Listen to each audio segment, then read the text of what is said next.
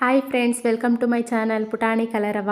ಇವತ್ತಿನ topic egg rice ಹೇಗೆ ಮಾಡೋದು ಅಂತ ನಾನು ಈ ವಿಡಿಯೋದಲ್ಲಿ ಹೇಳ್ಕೊಡ್ತೀನಿ. ಬನ್ನಿ ನೋಡೋಣ. ಮೇನ್ ಇಂಗ್ರೀಡಿಯೆಂಟ್ಸ್ ಏನೇನು ಬೇಕು ಅಂದರೆ ಶುಂಠಿ ಬೆಳ್ಳುಳ್ಳಿ paste, garam masala, chicken masala, salt, egg, ಈರುಳ್ಳಿ, ಟೊಮೊಟೊ, ಹಸಿಮೆಣಸಿನ್ಕಾಯಿ, ಸಾಂಬಾರು ಸೊಪ್ಪು. ಇದನ್ನೆಲ್ಲ ಚಿಕ್ಕದಾಗಿ ಹೆಚ್ಚಿಡ್ಕೋಬೇಕು. ಆದಷ್ಟು ಚಿಕ್ಕದಾಗಿ ಹೆಚ್ಚಿಡ್ಕೊಂಡ್ರೆ ಒಳ್ಳೆಯದು. ಅದಕ್ಕೂ ಮೊದಲು ನಾವು ರೈಸ್ನ ಮೊದಲೇ ಕುಕ್ ಮಾಡಿಟ್ಕೊಂಡಿರಬೇಕು. ಯಾಕೆ ಅಂದರೆ ರೈಸು ತಣ್ಣಗಾಗಿರಬೇಕು ನಾವು ಎಗ್ ರೈಸ್ ಮಾಡಲಿಕ್ಕೆ. ಸೊ ಎಗ್ ರೈಸ್ ಮಾಡಲಿಕ್ಕೆ ಸ್ಟಾರ್ಟ್ ಮಾಡೋಣವಾ? ಓಕೆ. ಫಸ್ಟು ಒಂದು ಪ್ಯಾನಲ್ಲಿ ಆಯಿಲ್ ಹಾಕೋತಾ ಇದ್ದೀನಿ. ಆಯಿಲ್ ಬಿಸಿ ಆದಮೇಲೆ ಅದಕ್ಕೆ ನಾವು ಹೆಚ್ಚಿಟ್ಕೊಂಡಿರ್ತೀವಲ್ಲ ಹಸಿಮೆಣ್ಸಿನ್ಕಾಯಿ ಆ್ಯಡ್ ಮಾಡ್ತಾಯಿದ್ದೀನಿ. ಅದ್ರ ಜೊತೆ ಈರುಳ್ಳಿ ಕೂಡ. ಈರುಳ್ಳಿನ ಹಸಿ ಸ್ಮೆಲ್ ಹೋಗೋವರೆಗೂ ಲೋ ಫ್ಲೇಮಲ್ಲಿ ನೀಟಾಗಿ ಫ್ರೈ ಮಾಡ್ಕೋಬೇಕು. ಆದಷ್ಟು ಲೋ ಫ್ಲೇಮಲ್ಲೇ ಫ್ರೈ ಮಾಡ್ಕೊಳ್ಳಿ, ಹೈ ಫ್ಲೇಮ್ ಅವಶ್ಯಕತೆ ಇರೋದಿಲ್ಲ. ಸೊ ಈರುಳ್ಳಿನ ನೋಡಿ ಇಷ್ಟಾದರೆ ಸಾಕು. ಇದ್ರ ಜೊತೆ ನಾವು ಟೊಮೊಟೊ ಸೇರಿಸ್ಕೊಳ್ಳೋಣ.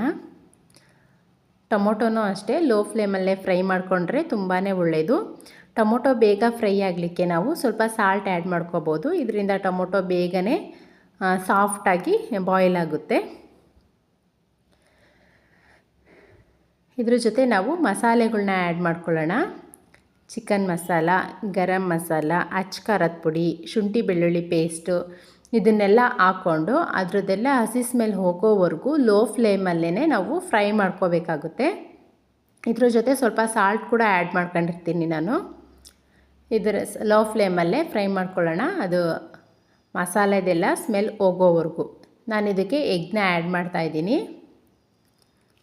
ಎಗ್ನ ಜಾಸ್ತಿ ಜನ ಇರೋರು ಜಾಸ್ತಿ ಕ್ವಾಂಟಿಟಿಲಿ ತೊಗೊಳ್ಳಿ. 3 to 4 ಮೆಂಬರ್ಸ್ ಇದ್ದಾರೆ ಅಂದರೆ ಇಷ್ಟು ತೊಗೊಂಡ್ರೆ ಸಾಕು. ನೋಡಿ ಸ್ಮೈಲಿ ಥರ ಕಾಣಿಸ್ತಾ ಇದೆ. ನಾನು ಅಬ್ಸರ್ವ್ ಮಾಡಿರಲಿಲ್ಲ, ಇವಾಗ ನೋಡ್ತಾ ಇದ್ದೀನಿ. ಚೆನ್ನಾಗಿ ಕಾಣಿಸ್ತಾ ಇದೆ. ಒಂದು ನೋಸ್ ಕೂಡ ಬಂತು. ಎಗ್ನ ಆದಷ್ಟು ಮಧ್ಯದಲ್ಲೇ ಮಾಡ್ಕೊಳ್ಳಿ. ನಾವು ಹೆಚ್ಚಿಟ್ಕೊಂಡಿರೋದು ಫ್ರೈ ಮಾಡ್ಕೊಂಡಿರೋದೆಲ್ಲ ಸುತ್ತ ಬಿಟ್ಕೊಂಡು ಎಗ್ನ ಆದಷ್ಟು ಮಧ್ಯದಲ್ಲೇ ಹಾಕೋಕ್ಕೆ ಟ್ರೈ ಮಾಡಿ. ಯಾಕೆ ಅಂದರೆ ಫಸ್ಟು ಎಗ್ ಬಾಯ್ಲ್ ಆಗಬೇಕು. ಎಗ್ಗಿಗೆ ನಾವು ಯಾವುದೇ ರೀತಿ ಮಸಾಲೆನ ಆ್ಯಡ್ ಮಾಡ್ಕೊಂಡಿರಲ್ಲ. ಸೊ ಹಾಗಾಗಿ ಮಧ್ಯದಲ್ಲೇ ಹಾಕ್ಕೊಂಡು ಅದಕ್ಕೆ ಸ್ವಲ್ಪ ಮಸಾಲೆನ ಸೇರಿಸ್ಕೋಬೇಕಾಗುತ್ತೆ. ನೋಡಿ ಇವಾಗ ಸ್ವಲ್ಪ chicken masala, garam masala, chilli powder, salt ಇದನ್ನು ಎಗ್ಗಿಗೆ ಸೇರಿಸ್ಕೋಬೇಕು. ಅದಕ್ಕೋಸ್ಕರ ನಾನು ಸುತ್ತನೂ ಈರುಳ್ಳಿ ಫ್ರೈ, ಟೊಮೊಟೊ ಫ್ರೈ ಏನಿದೆ ಅದನ್ನು ಬಿಟ್ಕೊಂಡು ಮಧ್ಯದಲ್ಲಿ ಎಗ್ ಹಾಕಿದ್ದೀನಿ. ಎಗ್ಗಿಗೂ ಸ್ವಲ್ಪ ಮಸಾಲೆ ಹಿಡಿಬೇಕಲ್ವ, ಅದಕ್ಕೋಸ್ಕರ ಹಾಗೆ ಮಾಡಿದ್ದೀನಿ ಅಷ್ಟೇ. ನಾನು ಯಾವುದೇ ರೀತಿ ಸಾಸ್ ಯೂಸ್ ಮಾಡಿದೆ ಎಗ್ ರೈಸ್ ಹೇಗೆ ಮಾಡೋದು ಅಂತ ಈ ವಿಡಿಯೋದಲ್ಲಿ ತುಂಬಾ ಸಿಂಪಲ್ಲಾಗಿ ಹೇಳ್ಕೊಟ್ಟಿದ್ದೀನಿ. ಸಾಸ್ ಯೂಸ್ ಮಾಡೋದು ಹೆಲ್ತಿಗೆ ಅಷ್ಟು ಒಳ್ಳೆಯದಲ್ಲ. ಸೊ ಆದಷ್ಟು ಅವಾಯ್ಡ್ ಮಾಡಿ. ಹೋಮ್ ಮೇಡ್ ಸಾಸ್ ಆದರೆ ಒಳ್ಳೆಯದು.